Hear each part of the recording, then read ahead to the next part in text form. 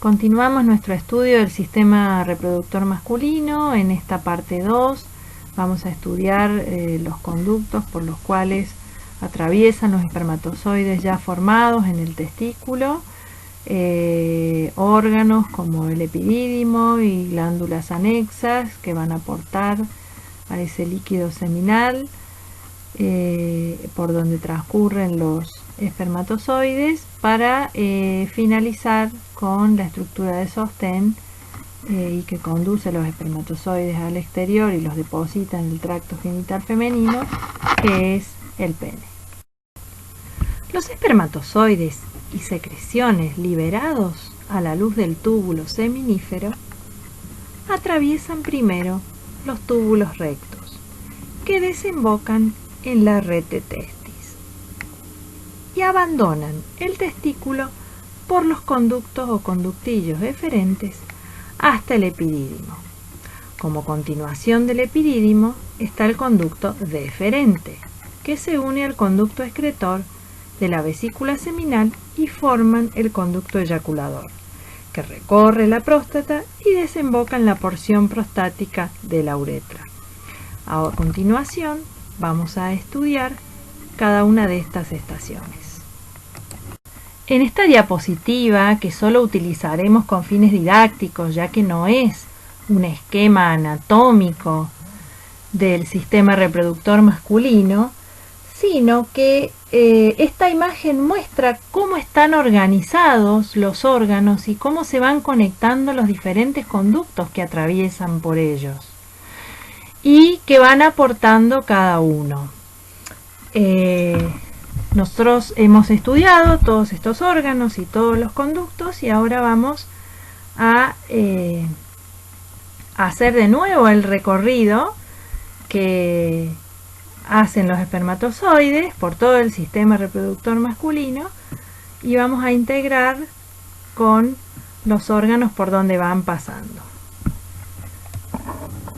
Hemos estudiado que en el testículo, ¿sí?, en los túbulos seminíferos más precisamente, se producen los espermatozoides, ¿sí?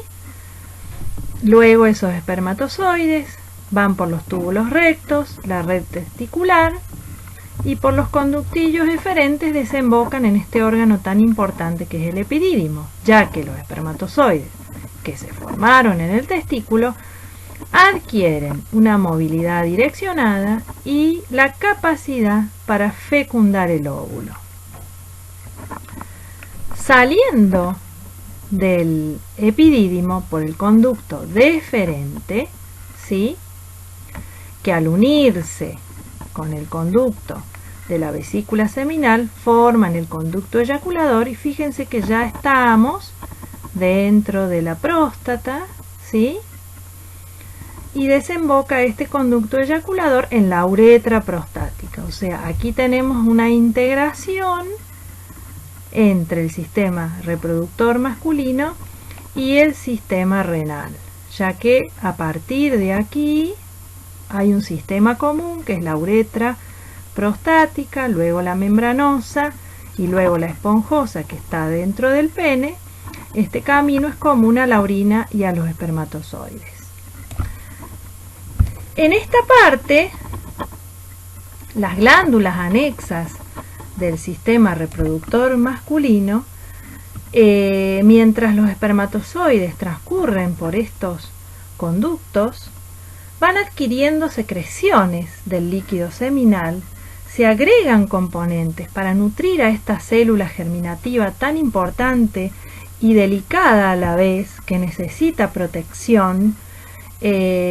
Los aportes de estas glándulas evitan la oxidación, cuidan el pH del medio, regulan ese pH, o sea, aportan sustancias que van a evitar que ese pH sea demasiado ácido, nutrientes para que esta célula pueda mantenerse y cumplir su objetivo, que es fecundar al óvulo una vez que salga al exterior por la uretra esponjosa.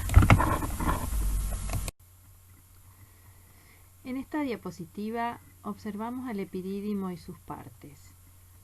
Si bien mucha bibliografía sigue colocando el epidídimo como un conducto, no es un mero conducto que transporta los espermatozoides. Ya vamos a ver las varias funciones importantes que tiene. Ahora vamos a estudiar su estructura.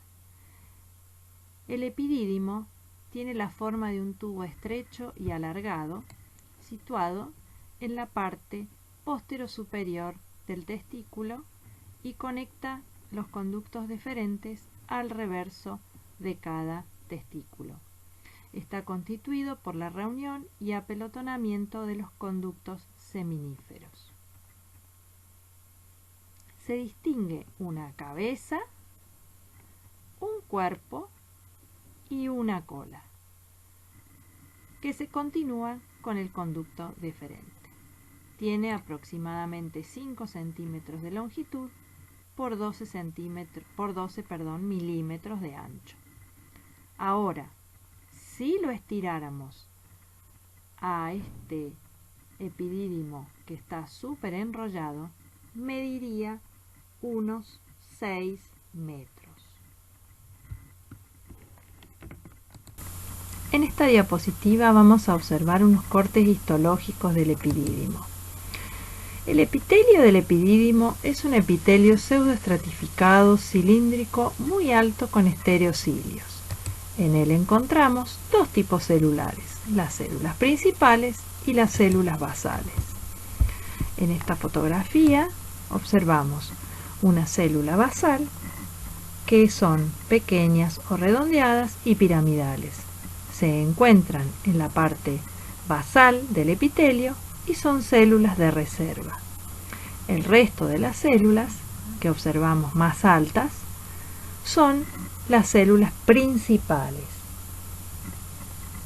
Estas células tienen estereocilios, que los vamos a observar con mayor detalle en la fotografía de al lado, ¿sí? Aquí tenemos una célula principal con los estereocilios, que recordemos son microvellosidades muy largas y bifurcadas. En la fotografía de la izquierda también podemos apreciar en la luz del epidídimo de uno de sus numerosos tubos súper enrollados espermatozoides en proceso de maduración.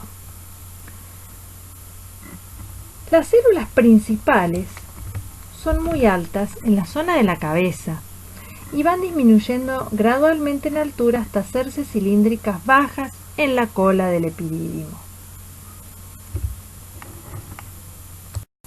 ¿Cuáles son las funciones del epidídimo? El epidídimo es el sitio de maduración de los espermatozoides. Los espermatozoides se anclan durante un cierto tiempo, algunas semanas, entre los estereocilios, donde adquieren movilidad o motilidad direccionada y la capacidad de fecundar al óvulo. También ayudan a impulsar los espermatozoides hacia el conducto deferente. Almacenan espermatozoides durante varios meses. Las células epididimarias tienen una función tanto absortiva como secretora. La mayor parte del líquido que no es absorbido por los conductillos deferentes se reabsorbe en la porción proximal del epidídimo.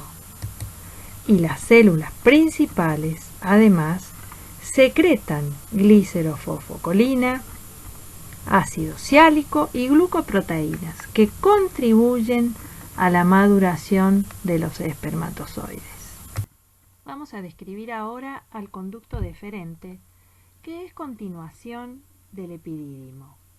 En estado extendido, este conducto tiene entre 30 y 40 centímetros de largo y su primera porción es muy sinuosa.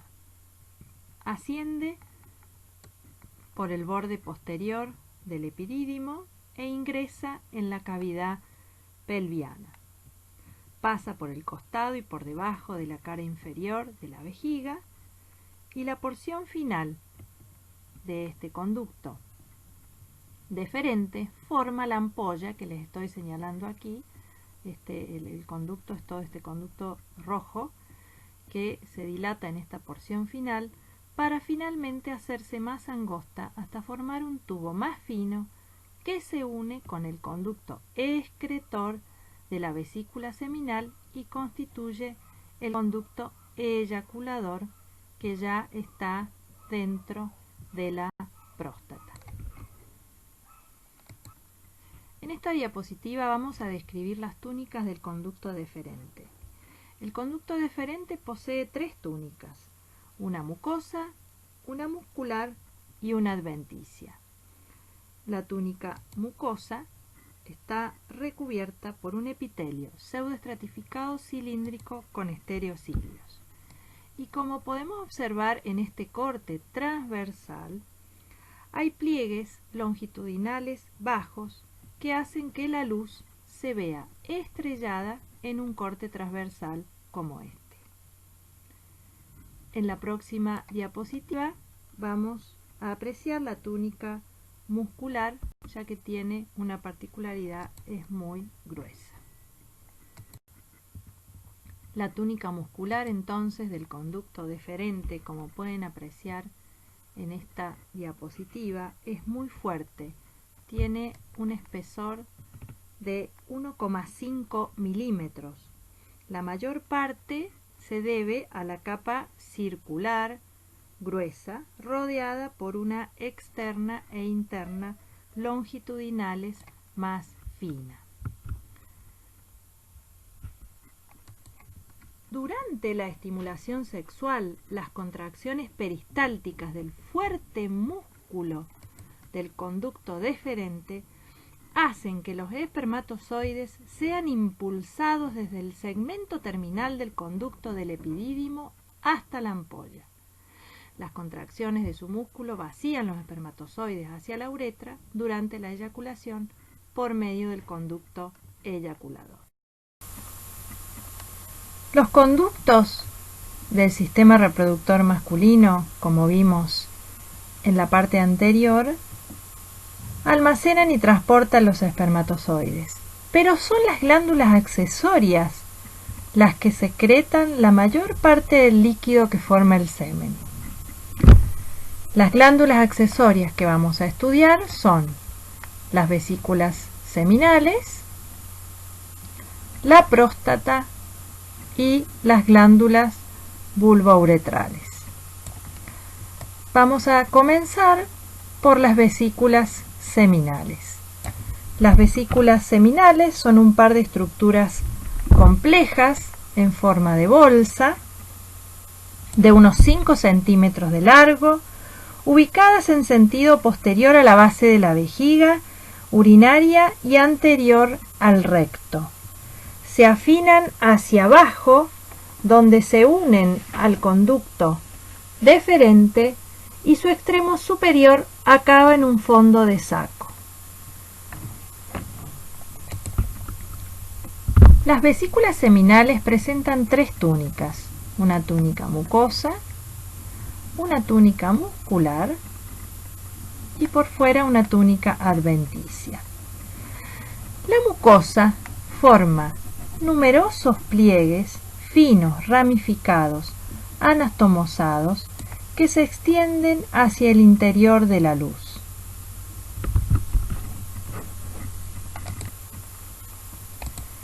La túnica mucosa de las vesículas seminales tiene un epitelio pseudoestratificado cilíndrico con células cilíndricas bajas y células basales cortas. Este epitelio está regulado por la testosterona, o sea, su actividad secretora está regulada por la testosterona. Con respecto a la túnica muscular, hay una capa circular interna y una capa longitudinal, como pueden apreciar, más delgada que la del conducto deferente. Y por fuera de esta túnica muscular hay una túnica adventicia de tejido conectivo. ¿Cuáles son las funciones de las vesículas seminales? Tiene varias funciones muy importantes. Secretan un líquido alcalino y viscoso que aporta el 60% del volumen total del semen y que contiene fructosa necesaria para la producción de ATP, proteínas de la coagulación que coagulan el semen luego de la eyaculación, flavinas, son unos pigmentos amarillos que le dan intensa fluorescencia con la luz ultravioleta. Esto tiene importancia en la medicina legal. También tiene prostaglandinas, que se cree que ayudan de dos maneras a la fecundación. Por un lado, reaccionando con el moco cervical femenino para hacerlo más receptivo al movimiento de espermatozoides.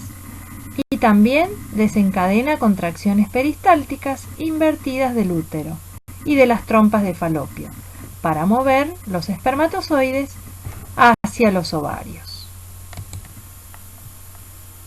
Otra glándula sexual accesoria que vamos a estudiar es la próstata. La próstata es la glándula sexual accesoria más grande en el ser humano.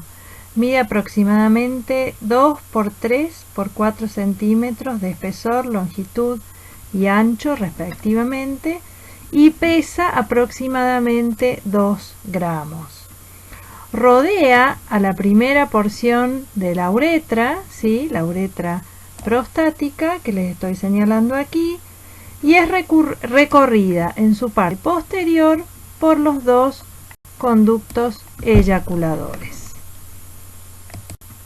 Histológicamente, la próstata está formada por 30 a 50 glándulas túbulo-alveolares compuestas, que se vacían en 15 a 25 conductos excretores independientes. Estos conductos desembocan en la uretra. La próstata se rodea de una fina cápsula de tejido conectivo denso, que se extiende hacia el interior para formar el estroma fibromuscular.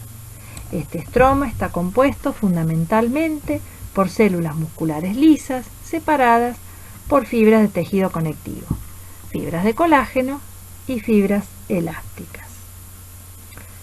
Un rasgo característico de los alveolos de estas glándulas es que podemos observar en ellos, aquí les estoy señalando en la fotografía de la derecha, cuerpos amiláceos. Estos cuerpos amiláceos están formados por depósitos de una glucoproteína amiloide.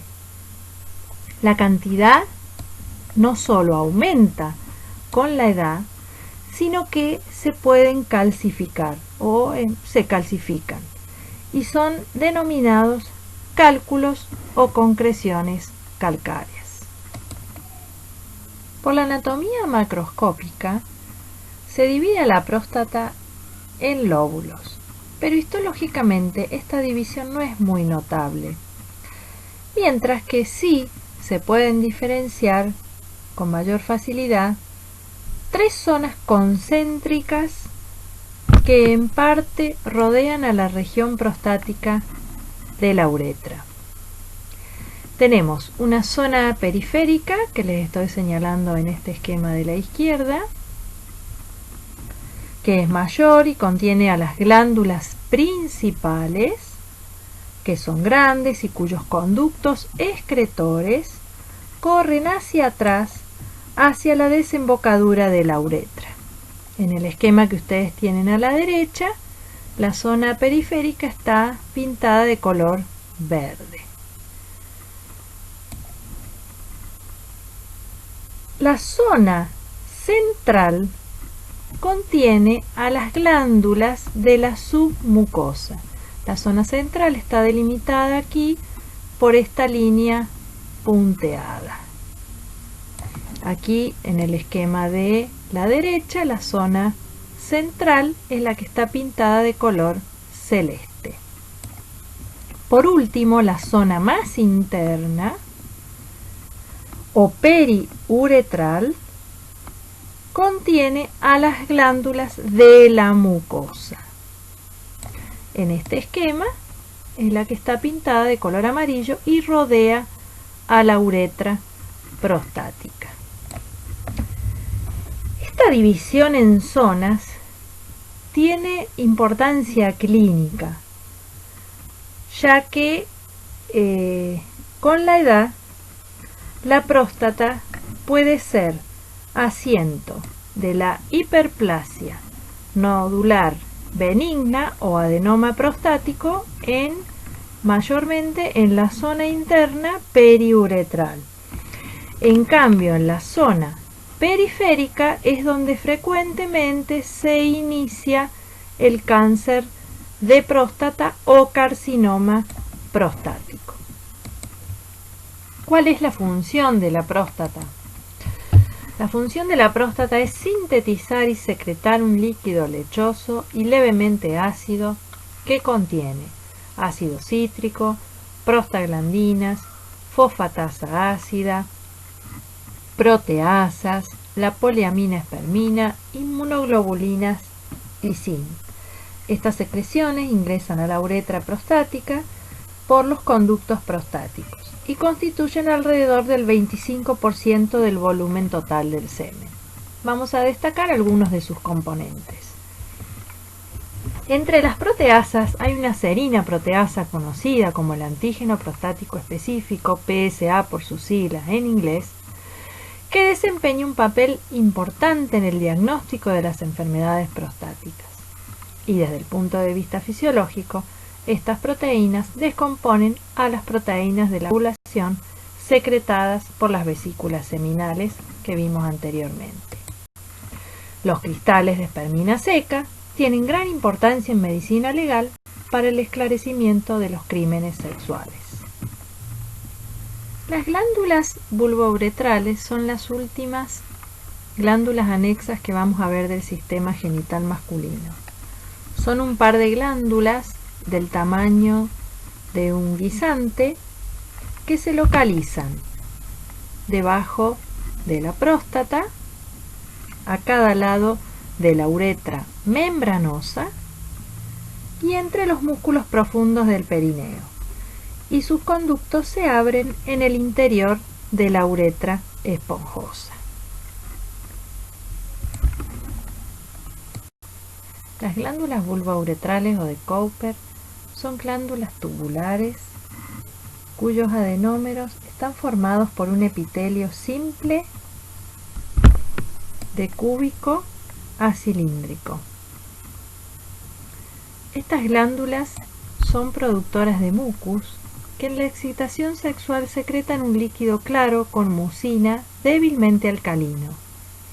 Este mucus neutraliza los restos de orina de la uretra y también lubrica sus paredes y el extremo del pene, disminuyendo el número de espermatozoides dañados durante la eyaculación.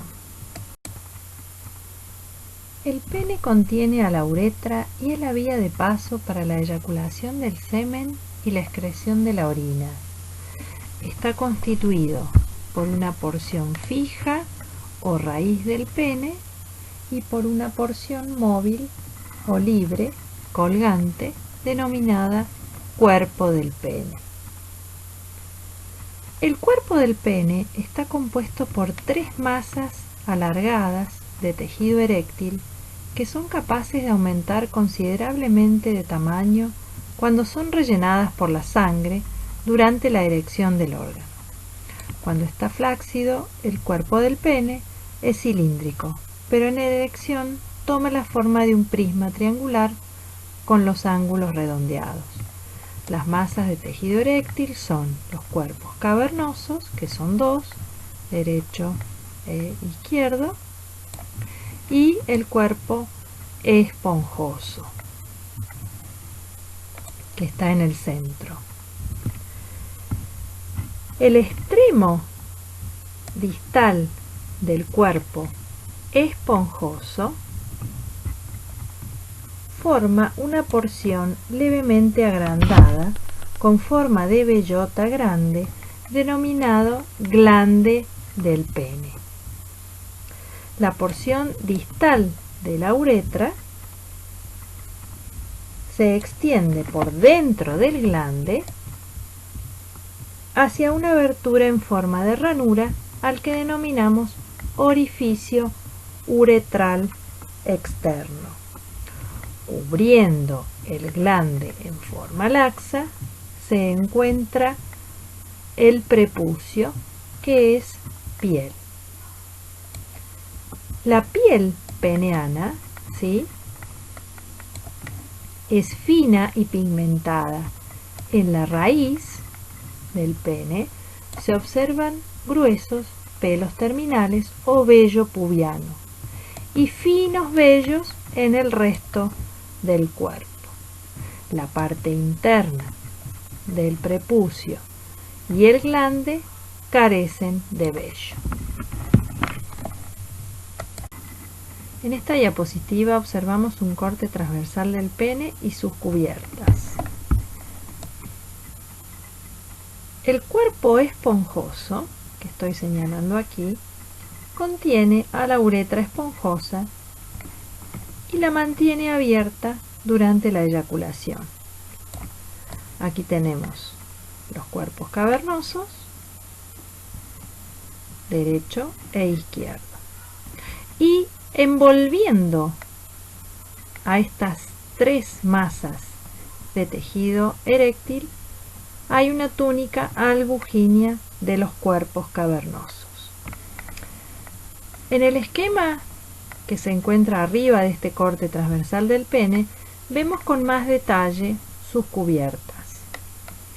Más externamente hay piel, por debajo de la piel hay una fascia superficial y por debajo de esa fascia superficial una fascia profunda, todas ellas de tejido conectivo.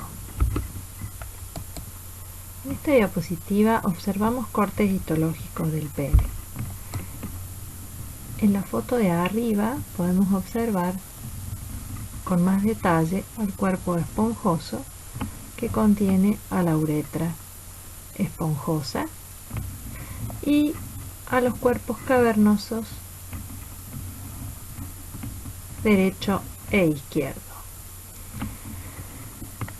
En la fotografía de abajo podemos observar al tejido eréctil que compone a los cuerpos cavernosos. En él se pueden observar numerosos sinusoides venosos, espacios vasculares o cavernas que se llenan de sangre que proveen las arterias helicinas que observamos ahí también en este mismo tejido. Estos espacios o cavernas están revestidos por células endoteliales y están separados entre sí por trabéculas que contienen haces de músculo liso y de tejido conectivo elástico. En esta diapositiva vamos a señalar algunas arterias y venas importantes que luego en un esquema posterior vamos a explicar cómo es esta compleja irrigación sanguínea del pene, compleja ya que la erección es un fenómeno puramente vascular. La irrigación proviene de las arterias peneanas que de cada lado parten de la arteria pudenda interna,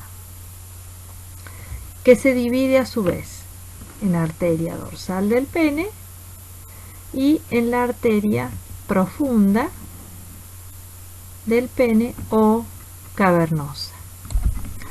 En el caso de las venas vamos a señalar a la vena dorsal profunda, al plexo venoso periférico, a la vena cavernosa y a la vena interna pudenda.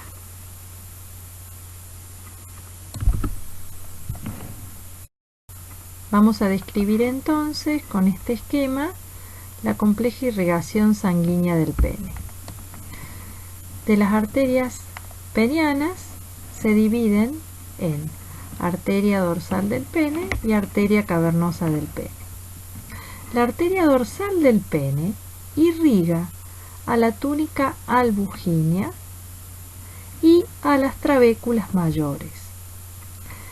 Desde los capilares,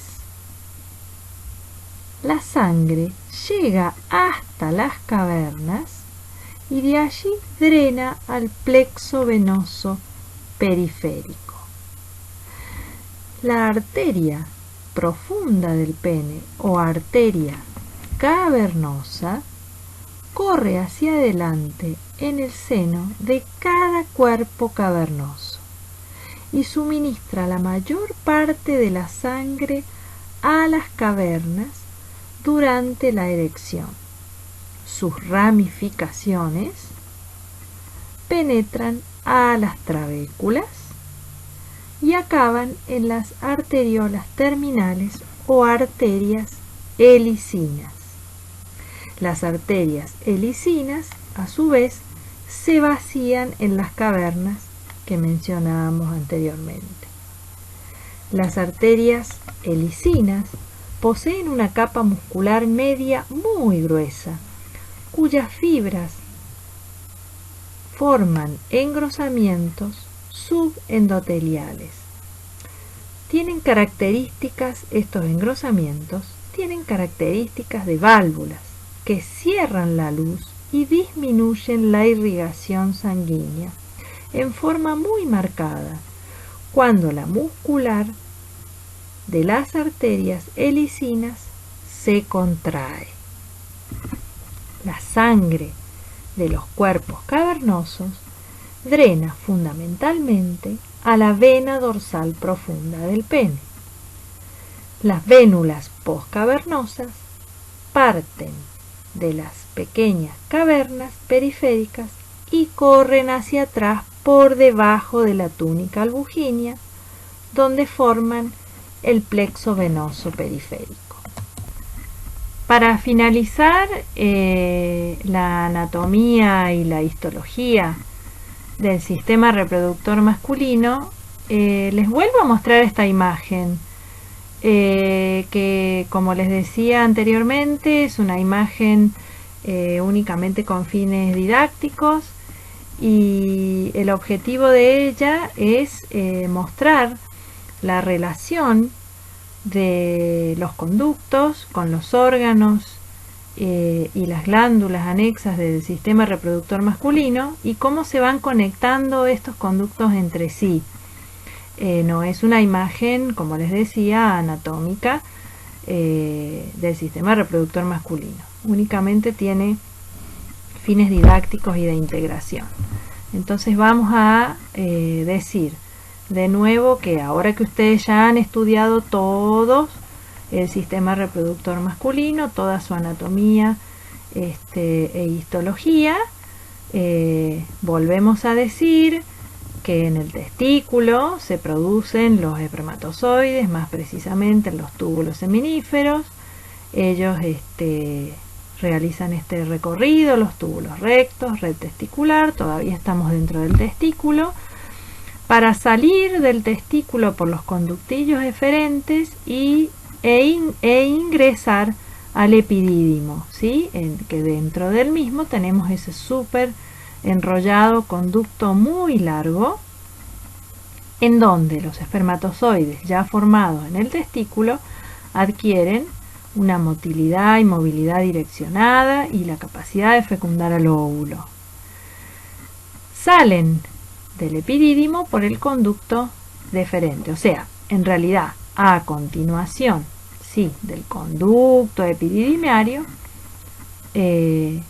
se continúa el conducto deferente, que se une al conducto de la vesícula, al conducto excretor de la vesícula seminal, que es una glándula exócrina, por lo tanto tiene un conducto excretor, para formar el conducto eyaculador que ingresan a la otra glándula anexa, que es la próstata, ¿sí? Una de las glándulas más grandes. Recordemos que por esta glándula, ¿sí? Pasa por el centro, la uretra prostática, ¿sí? Y aquí vamos a detenernos un momento porque tenemos la relación con el sistema urinario, ¿sí? La vejiga se encuentra aquí relacionada con la próstata, y el conducto uretra prostática es un conducto común a los dos sistemas, como ya dijimos, renal y el reproductor masculino. Aquí tenemos las numerosas glándulas de la próstata y sus múltiples productos que aportan a este líquido seminal. Tanto las vesículas seminales como la próstata aportan productos que van a proteger al espermatozoide, van a cuidar el medio por donde ellos van a transitar. Además de recibir nutrientes, ese medio debe tener un pH adecuado, y ellos deben estar en condiciones para cuando salgan al exterior y puedan fecundar al óvulo, deben estar en condiciones de poder hacerlo.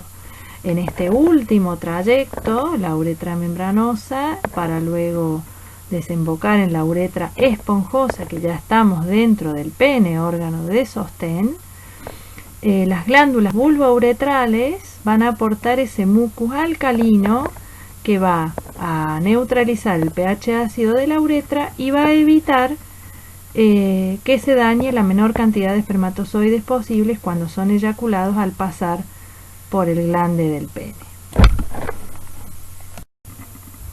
Finalizamos la parte 3, en donde estudiamos toda la anatomía e histología del sistema reproductor masculino, para luego continuar en otra parte con la fisiología. Pero quería dejarles esto para que lo lean y reflexionen y nunca se olviden de usar el preservativo, ya que, como dice allí, es una protección accesible y portátil, tiene una cubierta que se adapta a la forma del pene erecto, es mucho más que un método anticonceptivo de barrera, no tiene efectos secundarios, es el único método que evita enfermedades de transmisión sexual, no solo el embarazo, y usado adecuadamente tiene un 98% de efectividad en la prevención de embarazos. Bueno, espero que les haya servido el tema y que hayan entendido estas clases. Chao.